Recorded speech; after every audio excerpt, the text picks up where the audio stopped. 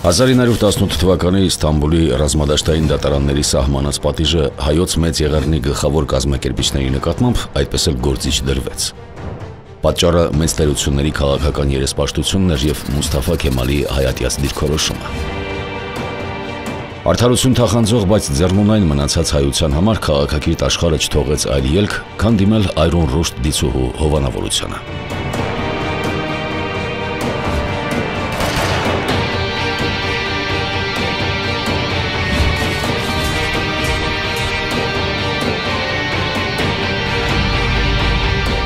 1919 թվականի աշնանը Երևանում ընթացող դաշնակցության 9-րդ համաժողովին գաղտնի վճիռ կայացվեց ոչնչացնել 1915 թվականի հայոց մեծ եղեռնի գլխավոր կազմակերպիչներին։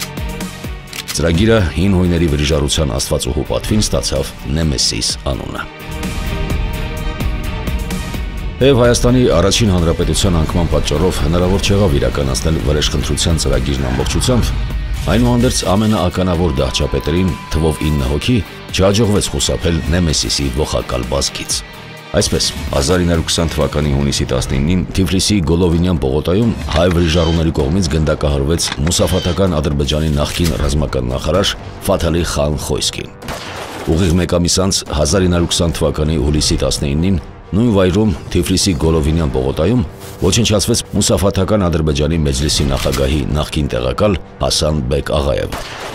1921 թվականի մարտի 15-ին Բերլինի Հարդենբերգ շտրասե փողոցում սպանվեց Օսմանյան Թուրքիայի մեծ վեզիր Մեհմեդ Թալիաթ Փաշան։ 1921 թվականի հուլիսի 18-ին Ստամբուլի Պտիշան այգում ոչնչացվեց մուսաֆաթական Ադրբեջանի ներքին գործերի նախկին նախարար Բեհբուդ խան Ջավանշիրը։ 1921 թվականի դեկտեմբերի 5-ին Հռոմի Վիա Էոստագիո փողոցում չեզոքացվեց Օսմանյան Թուրքիայի վարչապետ Սայիդ Հալիմ Փաշան։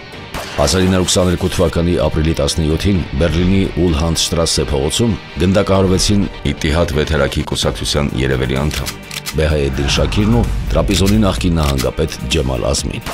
1922 թվականի հուլիսի 21-ին Թիֆլիսի Պետրոս Մեծի փողոցում սպանվեց Օսմանյան Թուրքիայի նախկին ծովային նախարար Ահմեդ Ջեմալ Փաշան։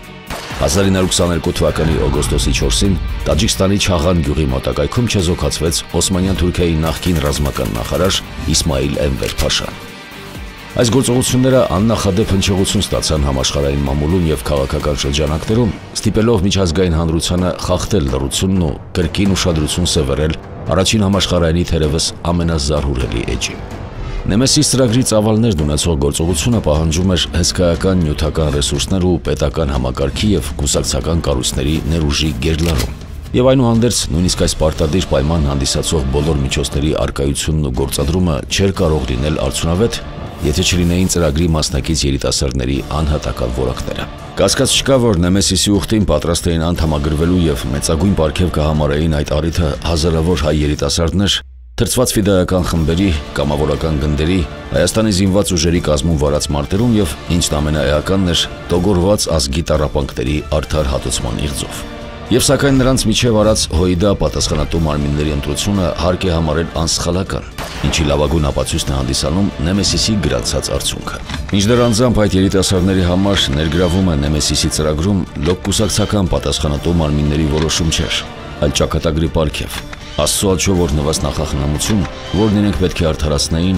անմնացորդ նվիրումով ստանձնելով առաքելությունը, ընդհուպ մարտիրոսություն։ Նրանցից ոչ ոք մասնագիտացված չէր հատուկ գործողություններ իրականացնելու հմտություններում, ոչ ոք չուներ համապատասխան կրթություն ու հիմնավոր պատրաստվածություն, և վերջո շատերը նույնիսկ տակավին պատանի էին։ Եվ այնուհանդերձ գերագույն պատասխանատվության նրանց գիտակցումը, բնածին մտավոր օժտվածությունը և նվիրումը կատարած ուխտին զարդարեցին Նեմեսիս ծրագիրը մարդկային հոգու վեհության և կամքի բացառիկ օրինակներով։ Բավական է նշել միայն մի քանի դեպք։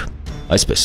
Հրաչ Փափազյանը մի քանի տարի ապրեց Եվրոպայում ձևանալով թուրք Մեհմեդ Ալի անունով և ստիպված լինելով ամբողջությամբ կապել իր կյանքն ու առօրյան բացառապես թուրք շրջանակների հետ։ Ընդհուպ մատնվելու ամենաաննշան հնարավորությունը բացառելու համար նա նույնիսկ թլպատեց իրեն, ինչը աննախադեպ երևույթ էր հայ քրիստոնյայի համար։ Եվ այս ծայրաստիճան զգուշավորությունը տվեց իր պտուղները, քանի որ մեծապես հենց Հրաչ Փափազյանի ջանքերով բացահայտվեցին թուրք դահիճների որջերը Եվրոպայում։ Նեմեսիսական երիտասարդության անմնացորդ նվիրումի մեկ այլ վկայություն դարձավ Արշավի Շիրակյանի հետ պատահած դեպքը, երբ վերջինս Հռոմում մահվան դատավճիռ իրականացրեց Սաիդ Հալիմ Փաշայի նկատմամբ։ Երիտասարդ մի իտալուհի գնդապետի այրի խելագարության աստիճան սիրահարվելով Շիրակյանին առաջարկել էր նրան ամուսնանալ իր հետ, խոստանալով նաև ժառանգել նրան իր ունեցած հսկայական հարստությունը։